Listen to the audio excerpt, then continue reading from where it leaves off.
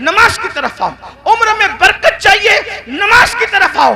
हत्ता के याद रखना, बड़े से बड़ा लीडर जमीन पर चमचे पालकर बाजारी इज्जत तो हासिल कर सकता है, मगर कब्र में इज्जत हासिल करना किसी के बस का नहीं है।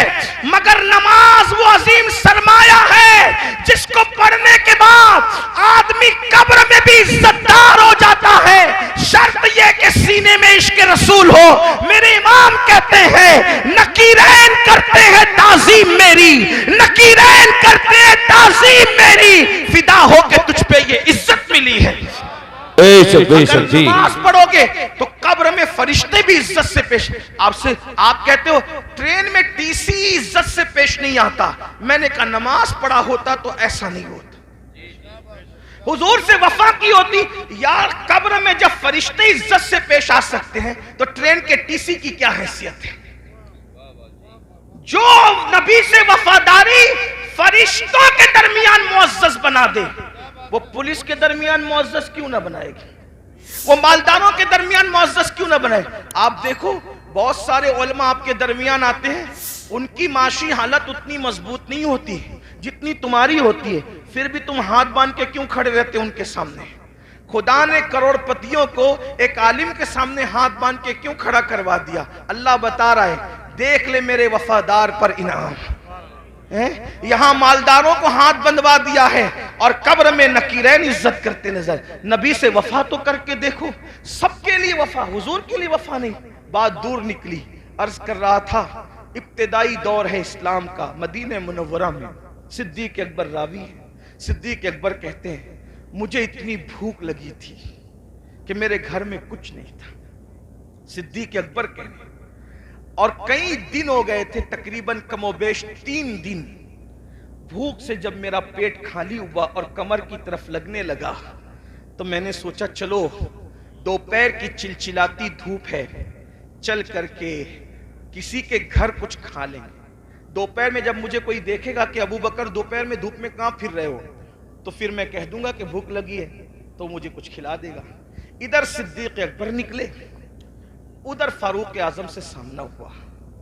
फारूक आजम और सिद्दीक दोनों ने एक दूसरे को सलाम किया और फारूक आजम ने पूछा अबू बकर मेरे भाई, इस धूप में, चिलचिलाती धूप में क्यों निकले हो? इतनी धूप में तो तुम निकलते भी नहीं हो, क्यों निकले हो? सिद्दीक अकबर ने कहा उमर मुझे भूख लगी है, 3 दिन का भूखा हूं, घर में कुछ नहीं है, इसलिए वो भूख मुझे घर से बाहर लाई है। लेकिन मेरे भाई उमर तुम भी तो इस धूप में बाहर निकलते नहीं, तुम क्यों निकले हो? कहा मेरे भाई जो तुम्हारा हाल है वही मेरे घर का भी हाल है। 3 दिन से मैंने भी कुछ नहीं खाया, सोचा दोपहर का वक्त है, कोई मुझे देख लेगा, पूछेगा कि इस धूप में क्यों फिर रहे हो, तो कहूंगा भूख लगी है तो कुछ खा करके भूख को मिटा दूंगा। अभी दोनों में ये गुफ्तगू हो रही थी कि आमिना के लाल काशान अक़दस से मुकम्मल शान व शौकत के साथ बाहर निकले, जिनकी शान मेरे इमाम यूं कहते हैं आसमां खान, जमी खान, जमाना मेहमान, साहिबे खाना लक़ब किसका है, तेरा तेरा कौन देता है देने को मुंह चाहिए, देने वाला है सच्चा हमारा नबी। बेशक सरकार को आते देखा, आका ने दोनों को सलाम किया। दोनों ने अर्ज़ की हमारे माँ बाप आप पे कुर्बान आका, इस चिलचिलाती धूप में आप बाहर नहीं तशरीफ लाते, आप इस धूप में कहां जा रहे हैं, हमें काम बता दे क्या है। आका ने फरमाया अबू बकर उमर पहले ये बताओ तुम दोनों यहां क्या कर रहे हो। आका अलैहिस्सलाम ने कुछ कहने की बजाय फरमाया तुम दोनों क्या कर रहे हो। दोनों ने नजरें झुका के कहा कासिम नेमत से या रसूल अल्लाह 3 दिन से भूखे हैं, घर में कुछ मिला नहीं, बाहर आ गए, भूख बाहर लाई है कि हम कुछ खा ले किसी के यहाँ जाके। लेकिन आका आप क्यों बाहर आए? सरकार ने फरमाया तुम्हारे घर में 3 दिन से चूल्हा नहीं जला, लेकिन इस वक्त मेरे घर में महीना भर हो गया, महीने भर से मेरे घर में चूल्हा नहीं जला है। मुझे भी भूख की शिद्दत ने बेताब किया, मैंने सोचा किसी के घर जाकर उसको नवाजा जाए और उसके घर जाके कुछ खाया जाए। सहाबा रोने लगे। यहाँ आगे बढ़ने से पहले एक जुमला कहता हूँ, सहाबा पर कुछ कमेंट करने से पहले ये कुर्बानियां भी सोच लिया कर कि क्या कुर्बानियां थी। आज दूसरों के देखा देखी اگر سنی کہلانے والے بھی اصحاب کی توہین کریں تو کتنی دکھ کی بات ہے۔